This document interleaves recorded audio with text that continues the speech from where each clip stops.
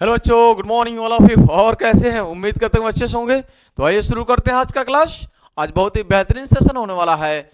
अगला पॉइंट है, जब आवेश चुंबकीय क्षेत्र में थीटा कोण पर यानी तिरछा भी वेग से प्रवेश करे। इससे हम पहले पढ़ाए थे आपको, जब आवेश चुंबकीय क्षेत्र के अंदर लंबवत प्रवेश करे। आज दूसरा केस है कि जब आवेश चुंबकीय क्षेत्र में थीटा कोण पर यानी तिरछा भी वेग से प्रवेश करता है तो किस प्रकार का मोशन करता है, किस प्रकार का मोशन करता है, चुंबकीय क्षेत्र कहां पे बल लगाता है, आइए समझते हैं। मान लीजिए ये हमारे पास चुंबकीय क्षेत्र है बी, यह चुंबकीय क्षेत्र है बी, आवेश क्यू है, यह आवेश क्यू तिरछा प्रवेश कर रहा है, यह आवेश क्यू भी वेग से थीटा कोण पर प्रवेश कर रहा है यानी तिरछा प्रवेश कर रहा है। उस कंडीशन में इस अभिवेग को, इस वेग को हम दो घटकों में वियोजित करेंगे। दो घटकों में वियोजित करेंगे यानी इस भी को हटाकर इसके जगह पे दो भी रखेंगे। दो घटक वियोजित, जैसे ये है ए, इस वेक्टर ए को अगर हम वियोजित करें, इसका मतलब हमने वेक्टर ए को हटाकर एक वेक्टर ये लगा दिया और एक वेक्टर ये लगा दिया। ठीक है, पहले ये था, इसको मैंने हटाकर एक ये लगा दिया और एक ये लगा दिया। ये कहलाता है आपके पास, ये ए है तो ये कहलाता है ए कॉस थीटा, और ये ए है तो ये कहलाता है ए साइन थीटा। सही है। तो मैं जैसे ही भी को वियोजित करूंगा दो घटकों में, तो मैं बोलूंगा कि भी के जो समांतर ये घटक आएगा, ये आएगा आपके पास, ये आएगा आपके पास भी कॉस थीटा, और जो ये घटक आएगा लंबवत, ये आएगा भी साइन थीटा। ठीक है, ये क्या भी समांतर और ये क्या है भी लंबवत। ठीक है, तो जब इस वेग को आप दो घटकों में वियोजित करेंगे तो एक निकल कर आएगा भी कॉस थीटा, दूसरा भी साइन थीटा, दो घटक निकल कर आएंगे। ठीक है, अब आपको पता है कि समांतर, जब आवेश समांतर भी वेग से चलेगा तो चुंबकीय क्षेत्र उस पर बल नहीं लगाता है, चुंबकीय क्षेत्र इस पर बल नहीं लगाएगा, यानी जो भी समांतर रहेगा वह रहेगा भी कॉस थीटा, और यह रेखीय गति कराएगा, यह रेखीय गति कराएगा, यानी यह रेखीय गति होगा, यानी एक सीधी गति होगी, इस पर किसी प्रकार का कोई बल नहीं लगेगा। चुंबकीय क्षेत्र बल लगाता ही नहीं है, इसके पहले वाले वीडियो में हम बताए थे आपको। ये लंबवत घटक है, लंबवत घटक है, इस पर बल लगता है, इस पर बल लगता है। कितना बल लगता है? क्यू भी बी बल लगता है, इस पर बल लगता है कितना? क्यू भी बी। इस पर जो बल लगेगा वह लगेगा क्यू भी बी। ठीक है, तो लंबवत इस पर जो बल लगेगा वह बल लगेगा कितना? क्यू भी बी, यानी एफ बी बल जो लगेगा वह लगेगा क्यू भी क्रॉस बी लगता है, भी क्रॉस बी लगता है इस लंबवत घटक पर। और ये कैसे घूमेगा? भी से बी की तरफ अपने अंगुलियों को घुमाएंगे आप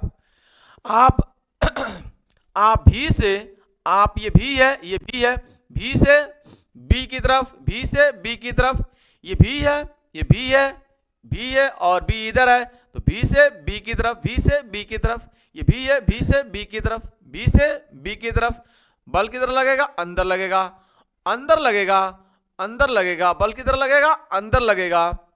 ठीक, ये लंबवत गति होगा और बल किधर लगेगा? अंदर लगेगा, और यहाँ पे रेखीय गति होगा।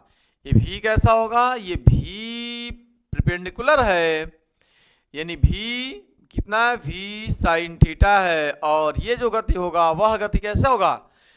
ये वृत्तीय गति कराता है। आपको पता है, आपको पता है भी जब भी वेग से लंबवत प्रवेश करता है तो वृत्तीय गति कराता है, गोल गोल घुमाता है। अगले चैप्टर में, अगले टॉपिक में आपको बताए थे।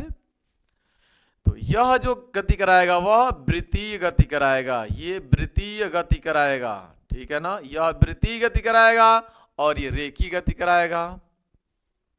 अब सोचिए, एक वृत्तीय गति हो रही है, एक वृत्तीय गति हो रही है, एक रेखीय गति हो रही है, यानी ये भी cos थीटा आगे बढ़ रहा है, ये भी cos थीटा आगे बढ़ रहा है, और भी sin थीटा इसको गोल गोल घुमा रहा है, इसको गोल गोल ऐसे घुमा रहा है, इसको गोल गोल ऐसे घुमा रहा है। भाई बल इधर लग रहा है, देखिए भी से, ये भी है, भी से बी की तरफ घुमाएंगे तो बल अंदर लग रहा है, यानी गोल गोल ऐसे घुमा रहा है, गोल गोल ऐसे घुमा रहा है, और ये क्या काम कर रहा है, आगे बढ़ा रहा है। इसका मतलब इधर आगे भी बढ़ रहा है, धीरे धीरे आगे भी बढ़ रहा है, और ये गोल गोल घूम रहा है, गोल गोल घूमते हुए आगे बढ़ रहा है।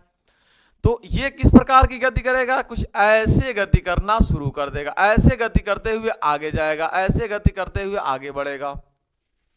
बात समझ में आ रही है। और इन दोनों के सम्मिलित रूप से जो गति होगी उसको कहेंगे हम लोग कुंडलिनीय गति। क्या कहेंगे, कुंडलिनीय गति होगी। इसको हम लोग इंग्लिश में हेलिक्स के नाम से जानते हैं, ठीक है, हेलिक्स के नाम से जानते हैं, हेलिक्स फॉर्म, हेलिक्स के रूप में ये गति होगी। कंफर्म। तो इस कंडीशन में यहां से इसका वेग बराबर हो जाएगा Q, भी लंबवत बी होगा, ठीक है ना। और ये वृत्तीय गति के बराबर होगा, ठीक है, यानी यहां पर, ठीक है, लंबवत प्रवेश करेगा तो वृत्तीय गति करेगा, और वृत्तीय गति करेगा तो mv²/r के बराबर होगा। तो ये जब बल होगा वह वृत्तीय गति के बराबर होगा, यानी Q, यानी तब ये Q भी लंबवत B बराबर हो जाएगा mv²/r के, और v² कैसा होगा, लंबवत होगा। एक भी से एक भी कैंसिल हो जाएगा, r से इसमें मल्टीप्लाई कर सकते हैं आप यहां से, तो हो जाएगा QBr, m से डिवाइड कर देंगे अपान में m, ये वो निकल कर आएगा v की वैल्यू, तो v लंबवत की वैल्यू ये निकल कर आएगा। बात समझ में आ रही है, बात समझ में आ रही है। अगर आप b की वैल्यू निकालना चाहेंगे, b की वैल्यू निकालना चाहें तो m से आप मल्टीप्लाई करिए, qr से डिवाइड कर दीजिए, तो b की जो वैल्यू आएगी वह आएगी mv पेंडिकुलर अपान में qr, ठीक है। v के जगह पे आप v sin थीटा लिख सकते हैं, तो b बराबर हो जाएगा यहां से mv sin theta upon qr, ठीक है, qr। बात समझ में आ रही है, कंफर्म, बात समझ में आ रही है। यहां से अगर यहां से आवर्तकाल निकालना चाहेंगे तो आप कहेंगे आवर्तकाल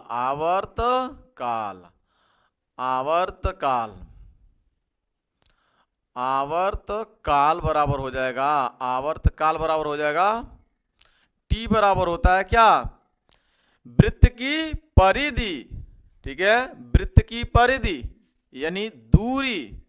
समय बराबर क्या होता है, आवर्तकाल मतलब समय बराबर क्या होता है, दूरी बट्टे चाल। तो ये होता है, दूरी कितना होता है, एक चक्कर 2πr, वृत्त की परिधि 2πr, और वेग कितना है, वेग है यहाँ पे qbr अपान में m, तो m पलट कर ऊपर जाएगा, एक r से r कैंसिल हो जाएगा, तो t बराबर निकल कर आएगा 2πm अपान में qb, ठीक, qb। ये होगा आवर्तकाल। पिच यहाँ पे एक बार पूरा का पूरा एक चक्कर लगाता है, तो जितनी ये दूरी तय करेगा, इसे हम कहते हैं पिच, पथ का पिच कहते हैं, ठीक है ना, पथ का पिच कहते हैं, पिच सीधा, ठीक है। तो पिच कितना होता है, इसे p से दर्शाते हैं, पथ का पिच बोलते हैं, इसको हम लोग p से दर्शाते हैं। और p होगा कितना, p पथ का पिच मतलब दूरी बराबर क्या होता है, चाल गुणे समय, चाल गुणे समय, ठीक है, दूरी बराबर चाल गुणे समय। तो चाल कौन सा लेंगे आप, आगे बढ़ रहा है, ये आगे बढ़ रहा है, आगे बढ़ रहा है तो v समांतर, v समांतर, और टाइम आवर्तकाल t, आवर्तकाल t, तो पथ का पिच हो जाएगा, ठीक है, ये हो जाएगा t कितना है, q 2 पाई m अपान में qb गुणे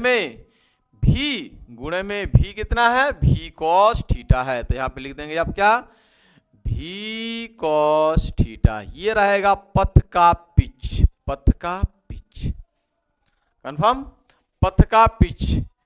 तो इस तरह से ये पूरा का पूरा आप ठीक वैसे ही निकाल सकते हैं जैसे हम अगले टॉपिक में आपको बताए थे कि जब आवेश चुंबकीय क्षेत्र में लंबवत प्रवेश करे, जब आवेश यहां पर आज पढ़े हम लोग क्या, जब आवेश चुंबकीय क्षेत्र में किसी एंगल पर थीटा कोण पर तिरछा प्रवेश करे अगर v वेग से, तब सबसे पहले आप इसको वियोजित करेंगे, उसके बाद से आप एक एक चीज निकाल सकते हैं। बात समझ में आ रही है? ये टॉपिक खत्म हो गया। आगे हम लोग पढ़ेंगे बायो सावर्ट का नियम और उसके अनुप्रयोग। Thanks for watching this video. जय हिंद, जय भारत।